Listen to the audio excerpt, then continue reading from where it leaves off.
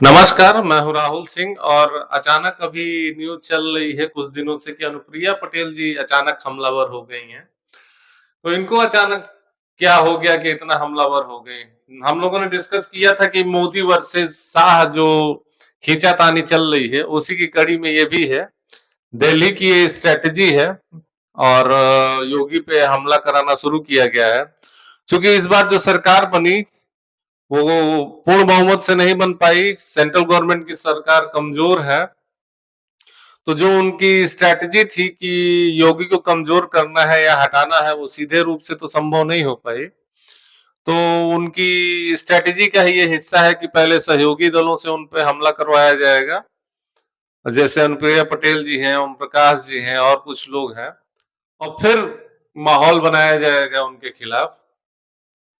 योगी जी जब chief minister बने थे तो वो ना तो अमित शाह जी के फैसले से बने थे और ना तो मोदी जी के फैसले से बने थे।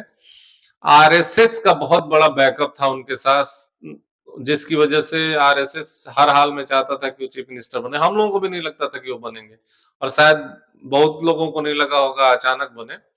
लेकिन आरएसएस विश्व हिंदू परिषद का बैकिंग था और उनके साथ एक कंडीशन रखी गई थी कि उनकी जो हिंदू युवा वाहिनी है, जो पूर्वांचल में लगभग हर जगह फैल गई थी और बहुत प्रभावशाली थी, उसको वो खत्म कर देंगे। तो योगी जी ने हिंदू युवा युवा वाहिनी को खत्म कर दिया था।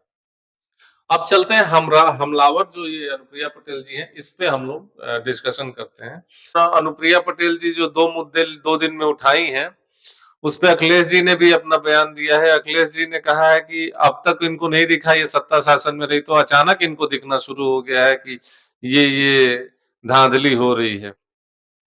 आम आम आदमी भी इसी रूप में देख रहा है कि अनुप्रिया जी जो है बस रिमोट कंट्रोल की तरह काम कर रही है और मलाई खा रही है बैठ के सरकार में, सेंट्रल गवर्नमेंट और स्टेट गवर्नमेंट में। और जब सब कुछ खत्म हो गया, 10 साल बीतने जा रहा है, तब इनको याद आ रहा है कि अरे वो आरक्षण वाला मुद्दा तो रह ही गया था, उसमें कुछ 59,000 में गड़बड़ी हो गई है। 59,000 वाले का भी जवाब सरकार जल्दी मुझे लग रहा है देगी।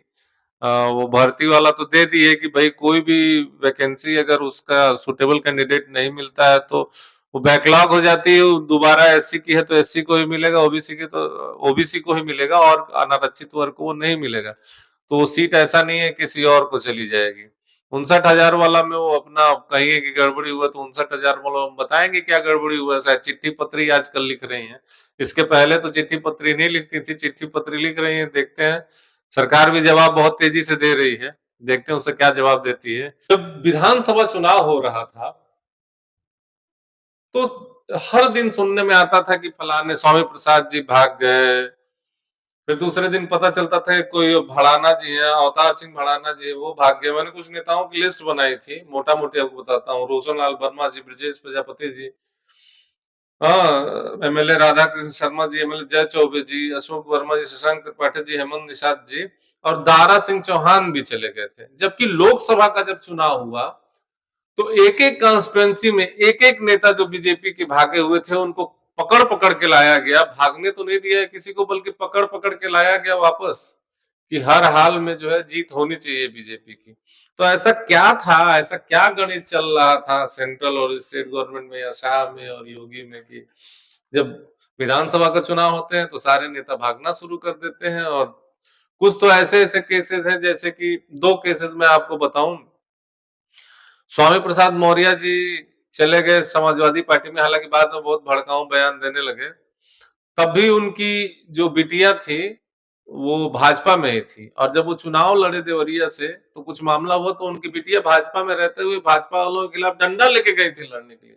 मुझे याद है, वो न्यूज़ में चल रहा था, लेकिन कोई उनके खिलाफ एक्शन नहीं लिया गया। दूसरा केस है चौहान जी, जो दारा सिंह चौहान जो घोसी से बीजेपी छोड़ दिए, सपा से लड़ के जीते। अब फिर उनको बीजेपी उनको इस्तीफा दिलवाया जाता है, फिर बीजेपी से लड़ाया जाता है, वो हार जाते हैं, जबकि योगी वहां से दूसरे आदमी को लड़ाना चाहते थे। और फिर उनको दबाव बना के मिनिस्टर बनाया जाता है। ओम प्रकाश जी के साथ भी यही, ओम प्रकाश जी चले गए विधानसभा से पहले छोड़ करके और फिर जैसे ही लोकसभा आया वैसे ही वापस चले आए। तो ओम प्रकाश जी तो बहुत बड़े वाले अमित शाह जी के चेले हैं, वो तो उन्हीं के डायरेक्शन पे काम ही करते हैं। जैसा कि कल भी हम लोग बात कर रहे थे कि योगी बड़ी तेजी से फैसले लेना शुरू कर दिए हैं। जिलों के जो कप्तान हैं, जिलों के जो डीएम हैं, उनको इधर से उधर तबादला करना। गुजरात की कंपनियां जो है उनको ब्लैक लिस्टेड करना। ज्यादातर ठीका एक बहुत बड़ा मुद्दा था, कल भी हम लोग डिस्कस किए। गुजराती कंपनियां आकर के जितने बड़े ठीके हैं 100 करोड़ से ऊपर से की ले लेती थी और यहाँ के लोग पेटी कॉन्ट्रैक्टर के रूप में काम करते थे, यूपी के लोग। तो बहुत सारी कंपनियों को ब्लैक लिस्टेड करना शुरू कर दिया योगी जी ने। ये जो रामपथ और ये सब बनाने वाली कंपनियां थी, अयोध्या में काम की थी। छोटे छोटे जिलों में भी वही हाल है, चाहे वो आजमगढ़ यूनिवर्सिटी देख लीजिए, चाहे कहीं एम्स बन रहा हो, चाहे पीजीआई बन रहा हो, सब गुजराती कंपनी। तो उनमें से कुछ कंपनियों को ब्लैक लिस्टेड कर दिया है और कुछ को लगातार करने के क्रम में काम चल रहा है, उनके खिलाफ अभियान चल रहा है। योगी जी ताबड़तोड़ बैठकें कर रहे हैं और अपने हिसाब से फैसले ले रहे हैं। 10 जगहों पे उपचुनाव होना है। ये पक्का मान के चलिए कि योगी जी अब अपने हिसाब से ही वहां कैंडिडेट डिसाइड करेंगे, क्योंकि उनके कैंडिडेट लिस्ट को माना नहीं गया था, जिसकी वजह से भारी यहाँ पे हार हुई। और जो गुटबाजी है, गुटबाजी को रोकने के लिए भी योगी जी जबरदस्त लगे हुए हैं कि हर जिले में गुटबाजी को रोक दिया जाए। लेकिन ये चूंकि सक्सेशन की लड़ाई है, ये कुछ न कुछ करवा के ही मानेगी, ये गुटबाजी रुकेगी नहीं। क्योंकि बहुत सारे लोग हैं, बहुत सारे लोगों को तो अमित शाह ने सिर्फ इसलिए टिकट दे दिया, ये जानते हुए भी कि इनके लिए बड़ा मुश्किल है चुनाव निकालना, इसलिए सिर्फ दे दिया कि योगी के करीब भी किसी आदमी को न मिल जाए। तो ये चल रहा है सक्सेशन की लड़ाई। और देखिए ऊंट किस करवट बैठता है। ये सक्सेशन की लड़ाई कहीं बीजेपी को यूपी में ले न डूबे। देखना ये है कि शाह की क्या स्ट्रेटेजी है। जैसा मैंने बताया कि वो सहयोगी दलों से हमला करवाना शुरू करेंगे। अब योगी की क्या स्ट्रेटेजी होती है बचने के लिए। योगी के साथ दो बड़ा प्लस पॉइंट है। एक तो आरएसएस और जो भी हिंदू संगठन है वो उनके पीछे चट्टान की तरह खड़े हैं, और आम जनता भी पूरे देश में जो बीजेपी माइंडेड लोग हैं वो उनके साथ खड़े हैं। वो योगी को ही अगला प्रधानमंत्री देखना चाहते हैं। चलिए फिर मिलते हैं अगले वीडियो में। नमस्कार।